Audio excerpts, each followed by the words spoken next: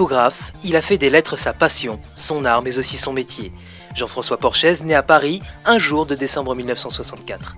Son métier, il le découvre durant ses études de graphisme.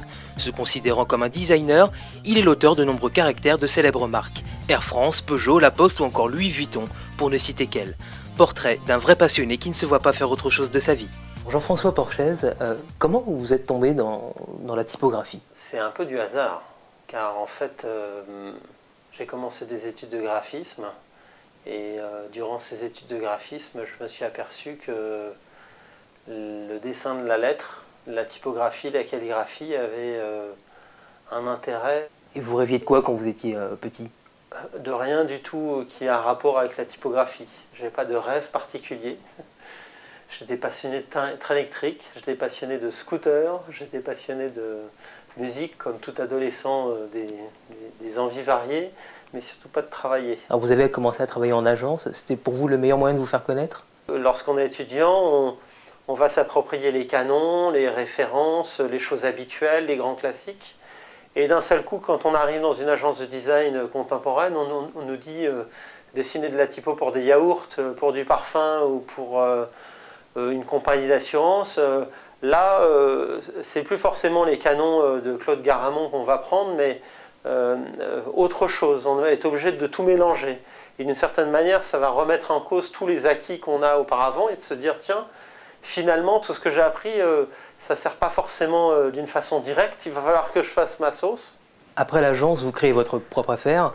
Un besoin d'indépendance? Clairement, puisque j'avais des projets qui allaient au-delà de ce qu'on me proposait dans l'agence où j'étais.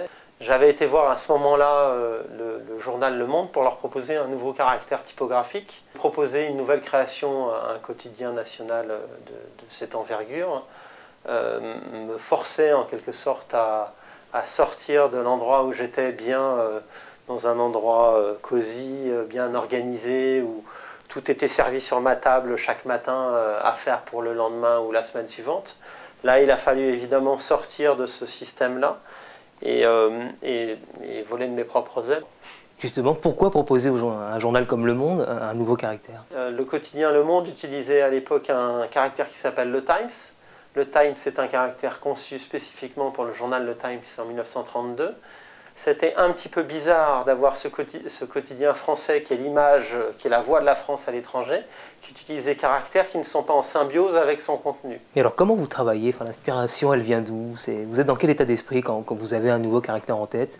La création de caractères elle-même, et c'est juste quelques semaines, quelques mois, mais parfois c'est des choses qui vont mettre des années de maturation avant d'arriver à dire que les formes sont les bonnes et c'est bien comme ça qu'il faut le dessiner. Et c'est quoi votre univers, enfin vos inspirations, vos influences?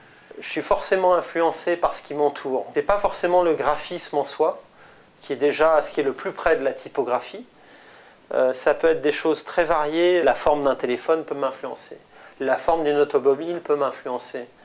Le fait d'aller simplement mon dimanche après-midi chez Ikea, comme beaucoup de Français, peut m'influencer sur les formes typographiques, même si ça n'a pas de rapport. Dans 10 ans, vous ferez quoi? Ma femme me dit souvent que je ne pourrais pas vivre sans ma création de caractère. C'est-à-dire que ça fait partie de moi. On ne peut pas séparer le créateur de la personne. Ça forme une seule chose. Et il est certain que dans 10 ans, je dessinerai des caractères typographiques, lesquels j'ai aucune idée.